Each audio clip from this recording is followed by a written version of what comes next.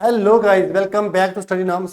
आप सबको पता है हमने क्लास 10th की केमिस्ट्री स्टार्ट की थी, जिसमें हमने केमिकल रिएक्शंस और टाइप ऑफ केमिकल रिएक्शंस में हमने कॉम्बिनेशन रिएक्शन को डिस्कस किया था, डीकम्पोजिशन रिएक्शन को बच्चे डिस्कस किया था। आज जो हम डिस्कस करने वाले हैं वो है हमारे पास क्या बच्चों, वो है हमारे पास डिस्प्लेसमेंट रिएक्शन। बच्चों वो हमारे पास कौन सा रिएक्शन है?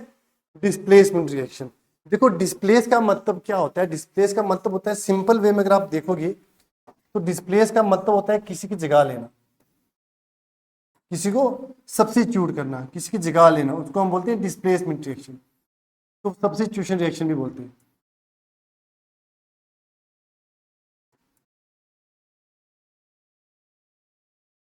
सब्स्टिट्यूट, ठीक है, किसी की जगह को लेना।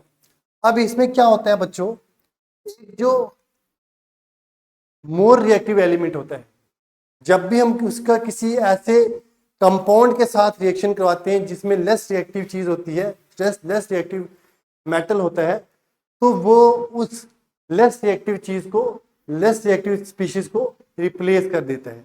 एक सिंपल से एग्जांपल से समझते हैं, डेफिनेशन बाद में पढ़ेंगे। मान लो ये आयरन है, ये CuSO4 है, ये कॉपर सल्फेट है, ठीक है। अब जो आयरन होता है बच्चों, अगर हम बात करें तो वो कॉपर सल्फेट से ज्यादा रिएक्टिव होता है। अभी हम रिएक्टिव सीरीज भी देखेंगे, रिएक्टिविटी सीरीज भी देखेंगे, जहां आपको पता चलेगा सबसे ज्यादा रिएक्टिव कौन होता है और सबसे कम रिएक्टिव कौन होता है, ठीक है। तो अगर आप देखोगे आयरन जो है वो ज्यादा रिएक्टिव है एज कंपेयर टू कॉपर, तो ये कॉपर की जगह को ले लेगा, तो इधर बन जाएगा हमारे पास क्या बच्चे, हमारे पास बन जाएगा FeSO4 plus copper, plus copper बन जाएगा। आगे समझ, देखो यहाँ पे आयरन इसको डिस्प्लेस कर रहा है कॉपर को, क्यों कर रहा है? क्योंकि iron is more reactive than copper. जहाँ पे more reactive elements, more reactive species less reactive species को हटा देता है, डिस्प्लेस कर देता है, उस रिएक्शन को हम बोलते हैं डिस्प्लेसमेंट रिएक्शन या फिर सब्स्टिट्यूशन रिएक्शन। देखो क्या लिखा है यहाँ पे, in this type of displacement हमारे पास क्या होता है, one element that is in the form of free element replaces the other element from the compound, ठीक है। यहाँ पे जो फ्री एलिमेंट होता है, यहाँ पे कंपाउंड वाले एलिमेंट से उसको रिप्लेस कर देता है। जो फ्री एलिमेंट होता है वो मोर रिएक्टिव होना चाहिए, तभी वो इसको डिस्प्लेस कर पाएगा। अगर ये लेस रिएक्टिव होगा, ये मोर रिएक्टिव होगा, तो हमारे पास रिएक्शन जो है वो नहीं होगा, रिएक्शन हमारे पास बच्चा नहीं होगा। अगर कौन सा केस होगा, अगर यहाँ पे कॉपर होता, यहाँ पे आयरन सल्फेट होता, तो ये कॉपर आयरन सल्फेट को रिप्लेस नहीं कर पाता, जिससे हमारे पास रिएक्शन नहीं होता अगर यहाँ पे आयरन ना होता, ठीक है। देखो एक सिंपल से एग्जांपल समझाता हूँ आपको सीधा से। देखो हमारे पास क्या होता है,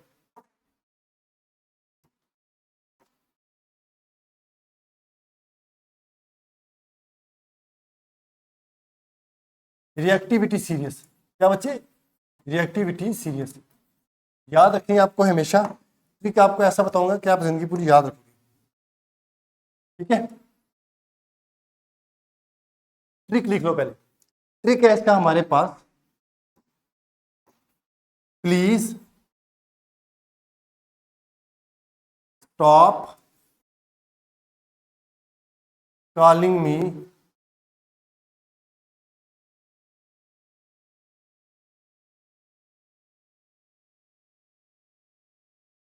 आ ज़ेब्रा, ठीक है। क्या आप मुझे ज़ेब्रा बोलना बंद कर दो, ठीक है। I like her, I like her calling मी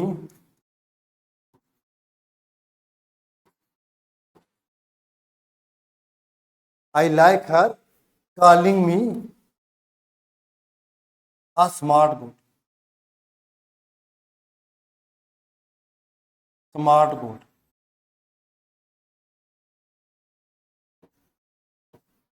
ठीक है बच्चों। ये ट्रिक याद रहेगा आपको, ये ट्रिक आपको याद रखना चाहिए, ये आपको ना याद रहना चाहिए बस। ये आपको अगर याद रहेगा तो आपका सिस्टम सारा सेट हो जाएगा, ठीक है। पी हो गया हमारे पास, एस हो गया, सी हो गया, एम हो गया, ए हो गया, जेड हो गया, आई हो गया, एल हो गया, एच हो गया, सी हो गया, M हो गया, S हो गया, G हो गया, इन सबको हमने लेना है। इसको लिखो इधर,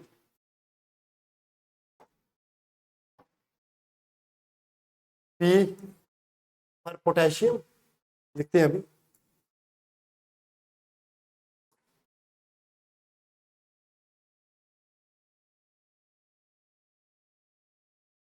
P for potassium, S for क्या होता है बच्चे, S फॉर होता है सोडियम, पहले लिख लेते PS CM, ठीक है बच्चों, AZI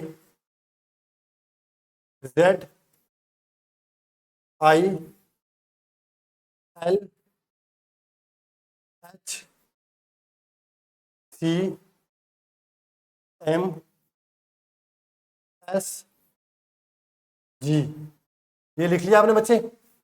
अगर ये आपने लिख लिया है तो देखो, P फॉर पोटेशियम हो गया,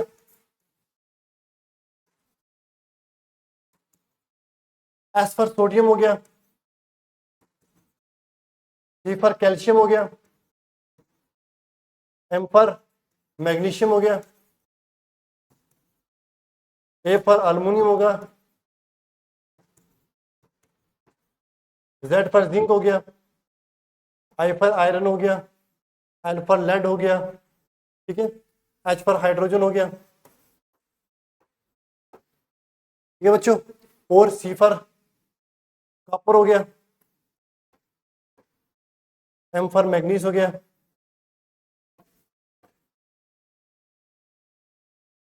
S फॉर सिल्वर हो गया, और G फॉर गोल्ड हो गया।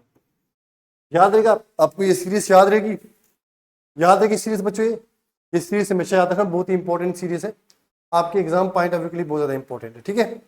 अब देखो नेक्स्ट, देखो इसके की कैरेक्टरिस्टिक्स क्या है। देखो मैं आपको एक दोबारा से एग्जांपल बताता हूँ, एक सबसे common example, Fe plus CuSO4 gives us FeSO4 plus Cu, ठीक है। इसमें हमारे पास जो आयरन था, जो बच्चों हमारे पास क्या था, जो आयरन था, अगर मैं आपको बताऊं, आयरन जो है, कहाँ पे आयरन, ये रहा, आयरन जो है वो कॉपर से ज्यादा रिएक्टिव है, कॉपर से ज्यादा रिएक्टिव है, ठीक है। तो अब हम क्या करेंगे, जो ये आयरन है, ये जो मोर रिएक्टिव एलिमेंट है,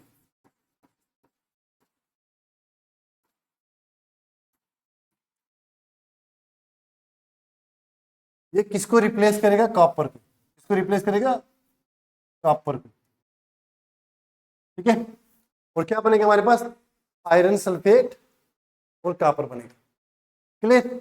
इसमें क्या बोलते हैं, देखो पहला जो हमारे पास कैरेक्टर्स है वो यही है कि जो हमारे पास मोर रिएक्टिव एलिमेंट होता है वो लेस रिएक्टिव एलिमेंट को डिस्प्लेस कर देता है, उसकी जगह ले लेते हैं, पहला क्लियर हो गया। दूसरा बोलता है चेंज इन कंपाउंड कंपोजिशन, जो जिस कंपोजिशन का मतलब बच्चे क्या होता है, जैसे मान लो कॉपर है, CuSO4 है, CuSO4 है, अब इसमें कंपोजिशन क्या होती है बच्चों, इसकी कंपोजिशन क्या होगी, इसमें मतलब ये किस किस चीज से बना हुआ है, ये कॉपर से बना है, सल्फर से बना है और ऑक्सीजन से बना है, ठीक है। मतलब इसमें कंपोजिशन क्या क्या है, कॉपर, सल्फर और ऑक्सीजन। तो अगर मैं हम देखें इस कंपाउंड की, इसके साथ कंपेयर करें, इनकी कंपोजिशन डिफरेंट डिफरेंट है, यहाँ पे कॉपर है, यहाँ पे आयरन है, तो इसका दूसरा हमारे पास क्या कंसेप्ट आता है, दूसरा कंसेप्ट आता है कि जो हमारे पास कंपाउंड की कंपोजिशन होती है बच्चा पार्टी, वो क्या हो जाती है, चेंज हो जाती है जब भी डिस्प्लेसमेंट रिएक्शन होता है, ठीक है। रिएक्टिविटी सीरीज, देखो रिएक्टिविटी सीरीज बहुत ज़्यादा इंपॉर्टेंट होती है किसी भी हमारे पास, अगर हम बात करें किसी भी, हम अगर डिस्प्लेसमेंट रिएक्शन की बात करें, जैसे मैं आपको एग्जांपल देता हूँ, 2Fe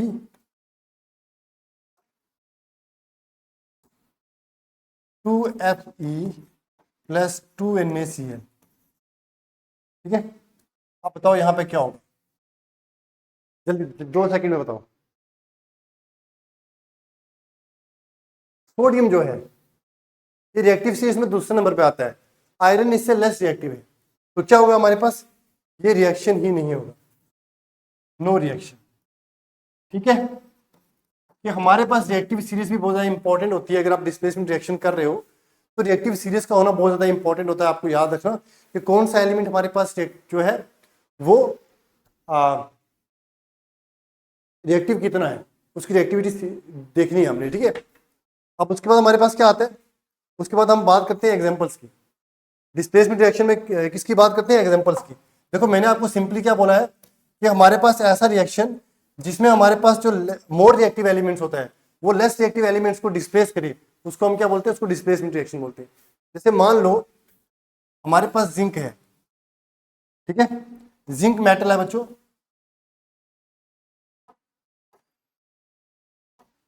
जिंक मेटल है हमारे पास। जब भी हम इसका रिएक्शन करेंगे कॉपर ऑक्साइड के साथ, किसके साथ करेंगे, कॉपर ऑक्साइड के साथ, तो आपको ये चीज पता है जो जिंक है वो कॉपर से ज्यादा रिएक्टिव है।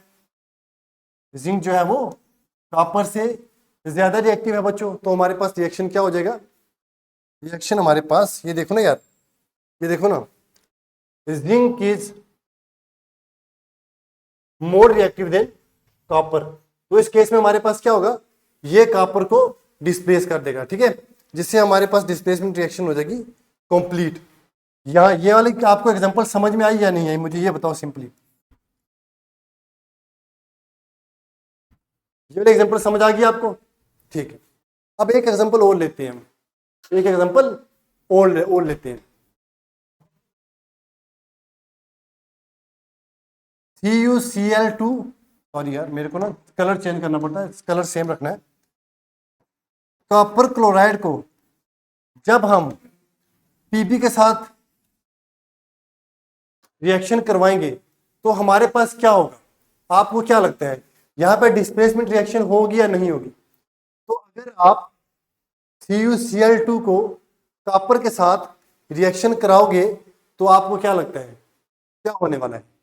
इधर देखो, लेड इधर ऊपर है और कॉपर इसके साथ नीचे है, मतलब लेड ज्यादा रिएक्टिव है एज कंपेयर टू कॉपर। तो हमारे पास क्या होगा बच्चों, इसका स्क्रीनशॉट ले लो यार।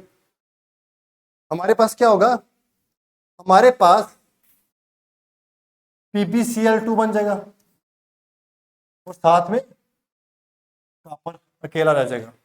ठीक है बच्चों, याद रहेगा। एक और एग्जांपल देखो, मान लो ये इसकी है, एक एग्जांपल और देख लो यार, ये इसकी आ गई, ये इसकी आ गई, और इधर लिखते हैं ना Zn+CuSO4। अब आपको पता है यहाँ पे जो कॉपर है वो लेस रिएक्टिव है एज कंपेयर टू, ये जो है लेस रिएक्टिव है, कॉपर जो है लेस रिएक्टिव है एज कंपेयर टू जिंक। तो ये जिंक कॉपर की जगह को डिस्प्लेस कर देगा। तो हमारे पास जो एंड प्रोडक्ट बनेगा बच्चा पार्टी वो क्या बनेगा, हमारे पास जिंक सल्फेट प्लस कॉपर। ठीक है, ये रिएक्शंस क्यों, ऐसे रिएक्शंस क्यों हो रहे हैं, मैं आपको एक रिएक्शन और देता हूं।